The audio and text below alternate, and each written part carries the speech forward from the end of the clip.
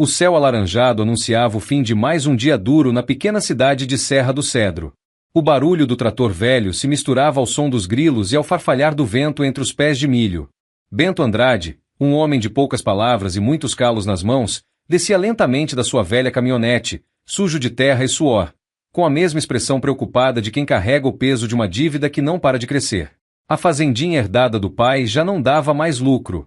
As galinhas estavam magras, o solo cansado, e o último cheque do comprador de leite havia voltado. Mas Bento não era de reclamar. Criado na lida, acreditava que a terra era sagrada e que a gente colhe o que planta, mesmo que a colheita demorasse. Naquela tarde, porém, algo diferente pairava no ar. Quando atravessava o trecho mais afastado da plantação de milho, ouviu um barulho estranho. Um soluço, abafado pelo som das folhas. Parou. Franziu a testa. E seguiu o som com cautela. Ali, entre os talos amassados, estava ela. Uma menininha de mais ou menos 6 anos, com vestido branco encardido de lama, sapatos de marca completamente fora do contexto rural e um ursinho de pelúcia apertado contra o peito. Seus olhos grandes, cor de mel, estavam inchados de tanto chorar. Ela olhou para Bento com medo, como se estivesse entre o susto e o alívio. Oi, pequena, disse ele, tirando o chapéu e abaixando-se para não assustá-la. Tá tudo bem? Cadê sua família? Ela não respondeu. Apenas balançou a cabeça negativamente e segurou o ursinho com mais força. Eu sou o Bento. Trabalho aqui nessa fazenda. Você se machucou? Tá com fome? Ela hesitou por um instante, depois sussurrou. Me perdi da moça. A que cuida de mim. Ela estava gritando no telefone, e eu vi um coelhinho. Saí correndo. E agora? A voz embargou e ela caiu no choro de novo. Bento sentiu o coração apertar. Aquela criança não pertencia àquele cenário. O vestido era de tecido fino, os sapatos custavam mais do que ele gastava em 2 meses, e o ursinho tinha até etiqueta em inglês. Aquilo não fazia sentido. Vamos lá para casa. Tem água, tem pão de queijo e tem minha irmã, que vai saber o que fazer. Pode ser? A garotinha hesitou, mas assentiu. No caminho de volta, ela revelou seu nome, Manuela. Mas quando Bento perguntou o sobrenome ou o nome da mãe, ela apenas respondeu, mamãe trabalha muito. Mas ela me ama. Ela prometeu que ia voltar para me buscar. Bento não sabia, mas aquele encontro mudaria completamente sua vida. E do outro lado do país, em um apartamento de cobertura em São Paulo, Helena Vidal, uma bilionária discreta e solitária, revia as imagens das câmeras de segurança com o coração acelerado. A filha havia desaparecido há horas, e ela começava a entender que o dinheiro não comprava o que ela mais precisava naquele momento, paz e alguém em quem confiar. Manuela entrou na casa humilde de Bento com passos tímidos, apertando forte o ursinho. O chão era de cimento batido, o sofá poído, mas tudo estava limpo. Um cheiro de pão assado preenchia o ar. Dona Teresa! Chamou Bento, entrando com cuidado. Temos visita. Teresa, a irmã de Bento, apareceu com o avental ainda sujo de farinha. Ao ver a menina, arregalou os olhos. Meu Deus do céu, Bento! De onde saiu essa criança? Tava no milharal. Perdida. Diz que se separou da moça que cuidava dela. Teresa se agachou com ternura, o olhar de quem já foi mãe. Oi, meu anjo. Qual é o seu nome? Manuela, disse baixinho. E sua mamãe, sabe onde ela tá? Mamãe trabalha. Mas ela vai voltar para me buscar. Sempre volta. Teresa trocou um olhar preocupado com Bento.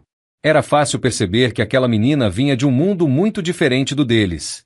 Mas ali, naquele instante, nada disso importava. Vamos lavar essas mãozinhas e te dar algo quente para comer, tá bom? Minutos depois, Manuela estava sentada à mesa, comendo pão de queijo e tomando leite morno. Parecia mais calma. Enquanto isso, Bento ligava o rádio e ouvia as notícias da região. Nada sobre criança desaparecida. Sinal de celular? Nenhum. A antena da comunidade estava fora há dias. A gente tem que levar ela para a cidade amanhã, murmurou Teresa. Avisar a polícia. Eu sei. Mas hoje ela dorme aqui. Já passou o susto demais. Mais tarde, Manuela adormeceu na cama de Teresa, com o ursinho de pelúcia bem apertado. No quarto ao lado, Bento observava o teto de telha, em silêncio. É loucura, não é? Disse ele. Pode ser. Mas às vezes é a loucura que Deus manda para mudar o rumo das coisas, respondeu Teresa. Enquanto isso, em São Paulo, Helena estava reunida com a equipe de segurança particular. A polícia havia sido acionada, mas ela não conseguia esperar. Cada minuto era uma agonia. Na tela do celular, uma foto de Manuela sorrindo com o ursinho nas mãos. Eu quero helicóptero, drones, tudo que for possível. Essa menina não pode ter desaparecido assim. Um dos seguranças pigarreou, cauteloso. Senhora, conseguimos o último sinal do celular da babá. Ela estava num shopping na saída da cidade, perto de uma área rural. Depois, o sinal sumiu. Helena não hesitou. Levem-me para lá. Agora! Ela ainda não sabia, mas o destino estava prestes a apresentar alguém que jamais poderia ser comprado com dinheiro e que teria o poder de curar uma ferida que o luxo nunca conseguiu alcançar. O sol ainda nem havia surgido completamente quando Bento acordou.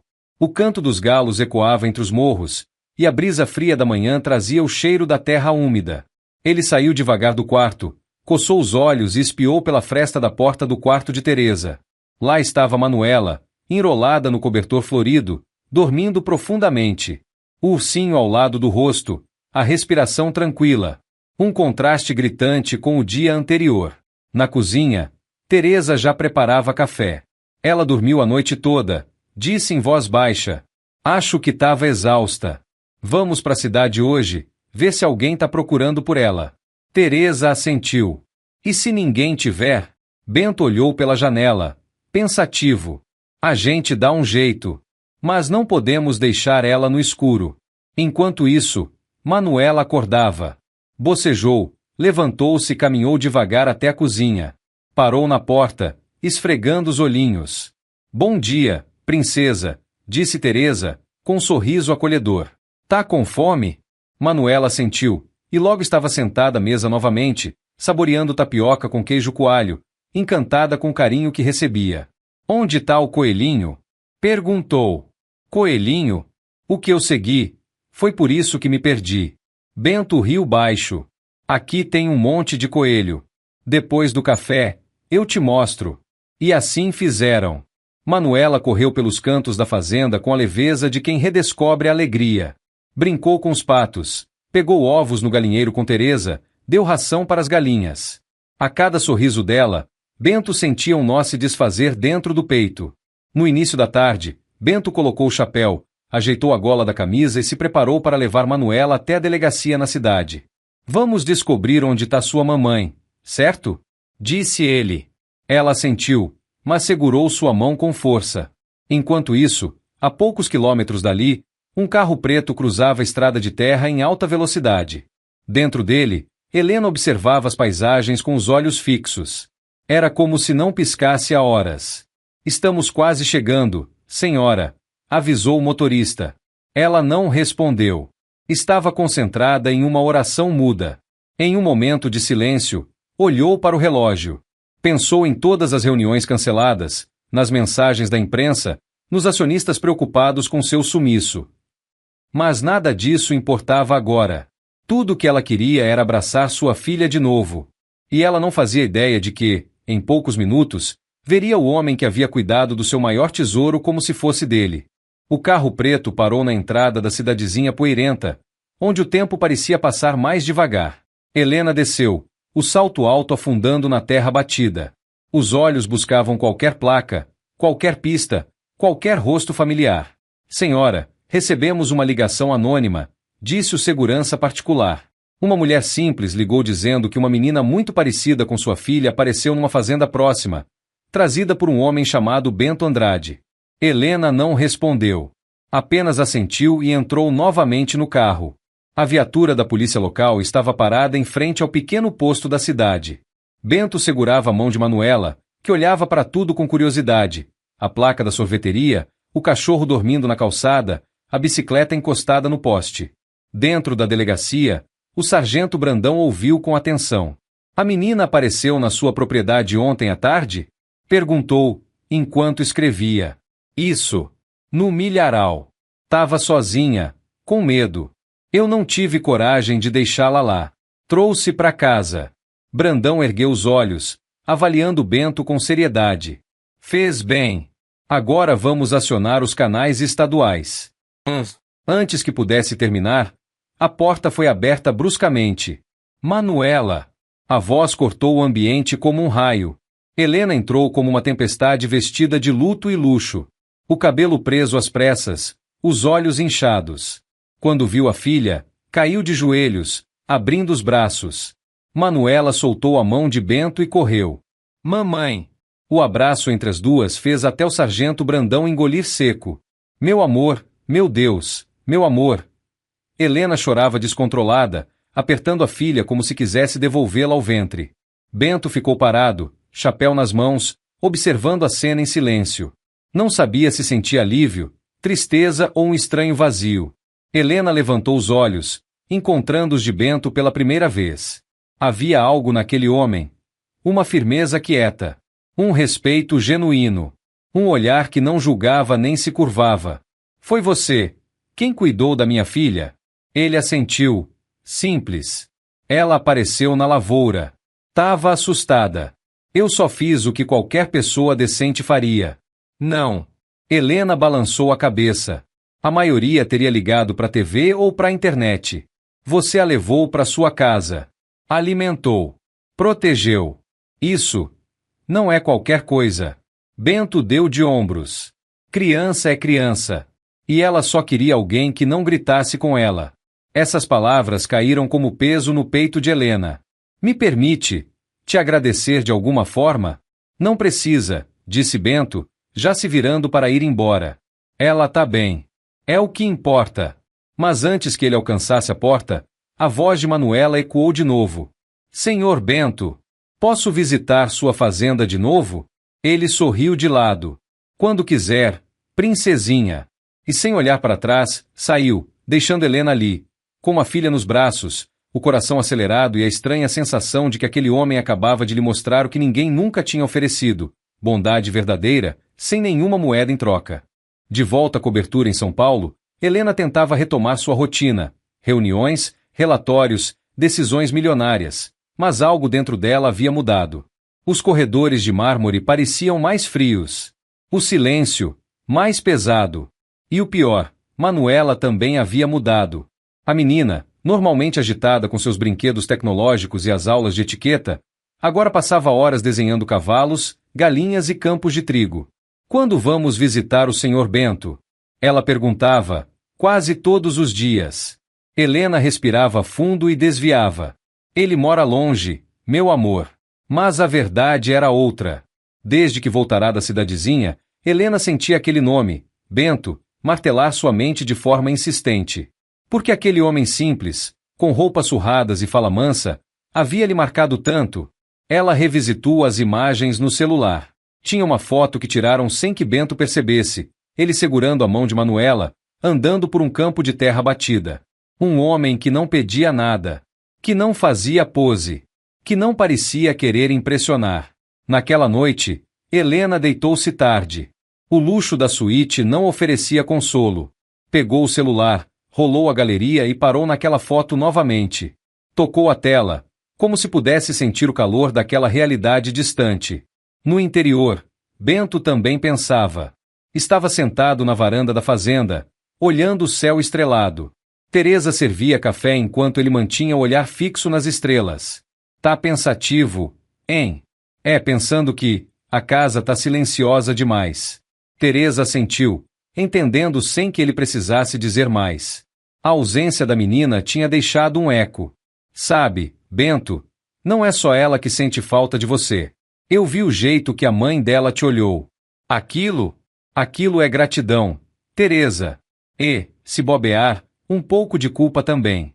Ou talvez seja a primeira vez que ela viu alguém que não quis nada em troca. Ele não respondeu. Apenas continuou encarando o céu, onde uma estrela cadente riscou o horizonte. Dias depois, Helena tomou uma decisão. Manuela, pegue seu chapéu. Vamos sair? Vamos. Mas hoje, você vai me mostrar aquele mundo que tanto fala. Vamos ver o Sr. Bento? Vamos. A caminhonete velha de Bento subia a ladeira quando ele avistou a SUV preta se aproximando da porteira da fazenda. Ficou parado por um instante, o coração acelerado por razões que não entendia bem. Do carro, desceu primeiro Manuela, com um sorriso que fez o coração de Bento amolecer. Senhor Bento! Eu voltei! Logo atrás dela, Helena. Mais simples, de jeans, sem maquiagem pesada, o cabelo solto pelo vento. Havia nela um brilho diferente. Algo desarmado. Trouxe minha filha de volta para agradecer pessoalmente. E, talvez, para agradecer também por mim. Bento não disse nada. Apenas abriu a porteira com um gesto simples. A casa é humilde, mas é sempre aberta para quem vem com o coração limpo. Helena cruzou aquele limite com o coração apertado. Pela primeira vez em muito tempo, sentia que estava onde realmente pertencia. O dia começava cedo na fazenda Andrade. Enquanto o galo ainda cantava em algum ponto do pasto, o cheiro do café coado por Teresa já se espalhava pela casa. Helena acordou com o som dos passarinhos e um sol dourado entrando pela janela do quarto de hóspedes. Ela vestiu uma camisa emprestada de Teresa e desceu com passos tímidos. Na cozinha, encontrou Manuela comendo bolo de milho com leite fresco, os pés descalços e o cabelo preso com um laço rosa. Mãe! Acordou! Hoje o senhor Bento vai mostrar as vaquinhas. É mesmo? Helena sorriu, se sentando ao lado da filha. Espero estar à altura do passeio. Bento entrou logo depois, chapéu na mão e o sorriso discreto de quem já havia enfrentado sol, chuva e má sorte, mas ainda sabia reconhecer quando algo bom batia à porta. Preparadas para sujar a botina? Acho que, sim, disse Helena, rindo, embora não tivesse ideia do que a aguardava. Horas depois, ela estava com as mãos sujas de barro, tentando empurrar um portão que rangia mais do que as dobradiças de sua empresa em crise. Manuela gargalhava ao ver a mãe tropeçar na lama enquanto ajudava a recolher ovos. Tá vendo, mamãe? Não é tão fácil quanto parece. É, realmente não é, respondeu, ofegante, mas com um brilho no olhar que há tempos não aparecia. Bento observava à distância. Não era comum ver alguém daquele mundo pisar na terra sem nojo. Mas havia algo em Helena, algo real começando a nascer. Na hora do almoço, sentaram-se todos à mesa. Arroz, feijão, frango caipira e salada do quintal. Helena comeu com gosto. Manuela, então, soltou. Senhor Bento, minha mãe trabalha muito. Às vezes, ela esquece até de sorrir. Mas aqui, ela riu 3 vezes hoje. Todos riram junto. Menos Helena, que engoliu seco. Porque era verdade.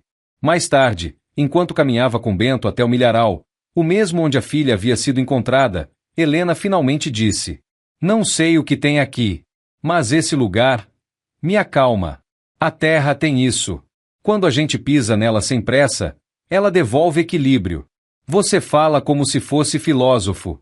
Só sou um homem que escuta mais do que fala. Ela olhou para ele, séria.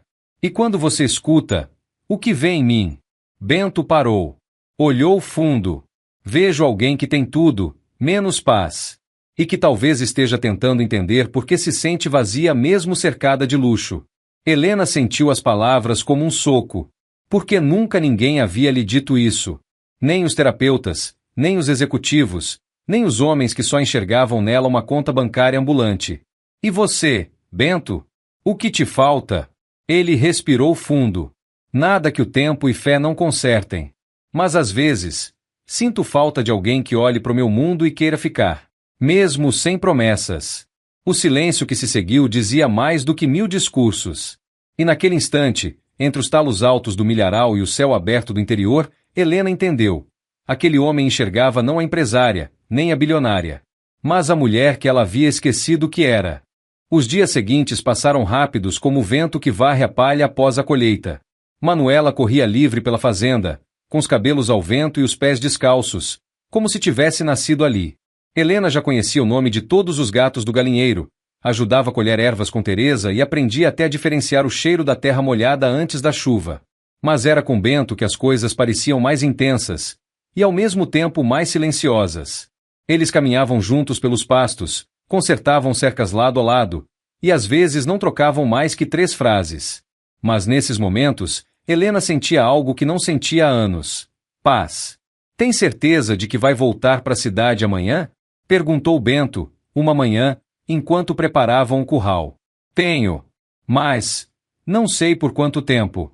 Helena hesitou. Estou repensando muita coisa. Repensando o quê? Ela se virou, olhando o campo aberto à sua frente. Toda a minha vida. Naquela noite, de volta a casa, Helena recebeu uma ligação que havia ignorado por dias. Senhora Vidal? Aqui é o Dr. Arnaldo, do seu conselho de administração. A senhora precisa retornar. Urgente. Seu ex-marido entrou com uma ação alegando negligência e pedindo guarda compartilhada da Manuela. Helena sentiu o sangue gelar. O quê? Ele alega que a senhora sumiu por dias, abandonou compromissos profissionais e expôs a criança a ambientes inadequados. Os advogados dele estão usando até imagens da senhora em uma fazenda no interior. Isso é loucura. Ele nunca se importou com a filha. Mas ele tem influência. E está usando tudo o que pode. Inclusive, Bento Andrade. Helena se calou. Eles querem pintá-lo como um interesseiro, que teria se aproveitado da situação para se aproximar da herdeira de um império. Isso é uma mentira absurda. Eu sei. Mas a imprensa não quer saber da verdade. Só da versão que mais vende. Na manhã seguinte, Helena sentou-se na varanda da fazenda com um peso no peito. Bento apareceu com um bule de café, notando a expressão no rosto dela. Alguma coisa errada? Meu ex-marido está tentando tirar minha filha de mim. E está usando você como peça nisso. Bento franziu a testa, sem entender. Como assim? Ele está dizendo que você se aproximou de mim por interesse. Que essa fazenda é só fachada. Que tudo isso é uma estratégia para me seduzir e tirar proveito. Bento recuou um passo. E você acredita nisso? Claro que não. Helena respondeu, firme. Mas talvez você devesse se afastar. Isso pode te prejudicar. O silêncio entre eles era quase palpável. Então Bento disse, com a calma que o caracterizava: Helena, eu não tenho nada além da minha palavra. E foi ela que cuidou da sua filha quando o mundo falhou. Se isso não vale nada, então não há mais nada a dizer. Helena sentiu os olhos marejarem. Me desculpa. Eu tô tentando proteger você. E eu só quero proteger o que eu construí com honestidade. Ele virou-se e caminhou de volta para o curral. Pela primeira vez desde que chegou ali, Helena sentiu frio. Mas não por causa do vento. Era um frio interno, de medo de perder algo que o dinheiro nunca poderia comprar de novo. O céu estava cinzento naquela manhã, como se o tempo soubesse que algo grande estava prestes a acontecer. Helena vestia novamente as roupas da cidade. Calça social, blazer claro, cabelo preso com perfeição. Era como vestir uma armadura antiga que já não lhe servia tão bem. A SUV estava ligada, o motorista pronto, e Manuela com os olhos marejados na calçada da fazenda. Mas eu não quero ir, mamãe, sussurrou ela, abraçada ao ursinho. Eu sei, meu amor. Mas precisamos resolver algumas coisas em casa. Só por um tempinho. Helena tentava manter a voz firme, embora por dentro estivesse desmoronando. Teresa, emocionada, entregou um saquinho de sequilhos caseiros para a menina. Um docinho para quando bater saudade, tá bom? Bento observava tudo à distância, calado. Seus olhos encontraram os de Helena uma última vez. E neles, havia algo mais duro que tristeza. Havia decepção. Ela respirou fundo, andou até ele e disse: Eu preciso ir. Mas, isso não é um adeus. Às vezes, o que a gente chama de tempinho vira nunca mais, Helena. Ela segurou o olhar dele com firmeza. Não comigo. E então, foi embora. De volta à capital, Helena mergulhou em reuniões, tribunais, audiências. O ex-marido, sorridente nos bastidores, manipulava a narrativa como um mestre da mentira. Alegava preocupações com a segurança da filha, usava imagens de Manuela cuidando de galinhas, limpando chiqueiros, como se aquilo fosse indigno de uma criança. Você expôs a menina a riscos absurdos, disse ele, em uma audiência. E ainda conviveu com um homem sem referências. Um camponês falido, sem formação. Helena interrompeu, com a voz firme. Um homem que salvou minha filha. E que cuidou dela com mais amor do que você jamais demonstrou. Está apaixonada por ele? O advogado perguntou, como se fosse uma acusação. Helena sorriu. Pela primeira vez em semanas, Com sinceridade. Talvez. Mas isso não é crime. Crime é fingir ser pai apenas para atingir a mãe. A juíza observava em silêncio, anotando cada detalhe. Dias depois, a decisão saiu. A guarda de Manuela permaneceria com Helena, mas com advertência formal sobre associação com ambientes de risco e pessoas de procedência não verificada. Helena soltou o ar que prendia Dias. Tinha vencido, mas a que custo? Naquela noite, sentada na varanda de seu apartamento de luxo, Manuela veio até ela com um desenho nas mãos. Olha, mamãe. Fiz para você. Era a fazenda. Um sol enorme sobre um campo de milho. Um homem de chapéu sorria, com a filha e a mãe ao lado. E no canto, um bilhetinho escrito com lápis de cor. Aqui é onde a gente foi feliz de verdade. Helena abraçou a filha com força.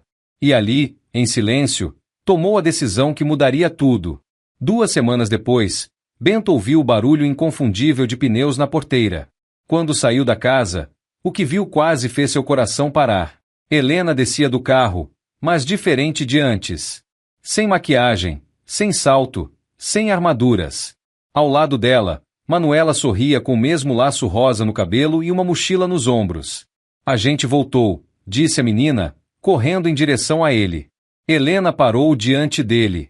E com os olhos marejados, disse: eu já provei tudo o que tinha para provar no mundo lá fora. Mas aqui é onde eu fui verdadeiramente vista. E isso vale mais que qualquer fortuna. Bento hesitou.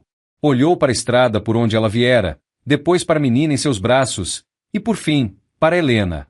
Isso aqui não é fácil, Helena. É barro, é sol, é gente simples.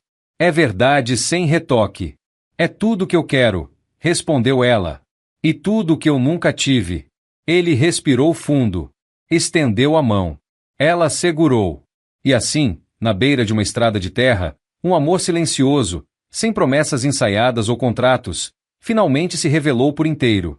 Os meses que se seguiram pareciam ter outra velocidade. A antiga cobertura em São Paulo ficou para trás. Helena vendeu parte das ações da própria empresa e assumiu uma função à distância, com bem menos alarde e muito mais propósito. Não sentia mais falta de jantares com políticos, de entrevistas para revistas de negócios, nem dos cafés amargos em salas envidraçadas. Ela trocou tudo isso pelas manhãs na varanda com cheiro de café passado, pelo som das galinhas ciscando, pelos pés descalços da filha correndo entre os canteiros e pela presença constante de Bento. Os dois não assumiram nada. Não colocaram rótulo. Mas bastava vê-los juntos para entender. Era amor. Silencioso, cúmplice e profundo. Daquele tipo que cresce com o tempo e se fortalece com os gestos pequenos. Manuela florescia. Era metade fazenda, metade poesia. Sabia plantar couve, contar estrelas, e já sonhava em ser veterinária. E você, senhor Bento? Ela perguntou certa vez, no meio da plantação. Ainda sente falta de alguma coisa?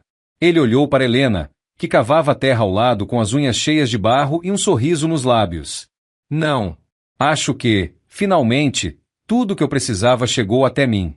O povo da cidade logo passou a chamar aquilo de milagre moderno. A bilionária que largou tudo por um homem simples. A herdeira que virou roceira. Mas ninguém sabia da dor que os dois haviam carregado. Da ausência que Helena suportou por anos em nome de uma carreira. Da solidão de Bento, lutando contra o abandono e as dívidas. Eles não encontraram o amor. Foram encontrados por ele. 1 ano depois, o céu estava limpo sobre a Serra do Cedro. No alto do pequeno morro atrás da casa, um altar de madeira simples havia sido montado. Flores do campo decoravam o chão. Não havia fotógrafos, nem imprensa. Apenas vizinhos, amigos e a família que os dois escolheram construir. Helena caminhava com os pés na grama, vestida com um vestido leve e os cabelos soltos. Bento esperava de camisa branca e calça de linho, sem tirar o chapéu, como quem honra o próprio nome e história. Manuela, com um buquê improvisado nas mãos, foi quem entregou as alianças. Agora vocês têm que prometer que vão se cuidar, igual cuidam da horta, disse ela, arrancando risos e lágrimas ao mesmo tempo. Eu prometo, respondeu Bento, que vou regar esse amor todos os dias, mesmo quando vierem as secas. E eu prometo, disse Helena, que nunca mais vou correr atrás do mundo, porque o que eu procurava sempre esteve aqui, no silêncio, na terra, na tua calma. Eles se beijaram sob os aplausos. Um beijo leve, cheio de verdade. E ali, na terra vermelha do interior, nasceu uma nova história. Não de luxo, mas de legado. Não de ostentação, mas de presença. Porque às vezes, o amor mais poderoso do mundo é aquele que nasce onde menos se espera. Num milharal esquecido. Entre um homem simples e uma mulher perdida. Entre um ursinho esquecido e uma menina que, ao se perder, ensinou todos a se encontrar.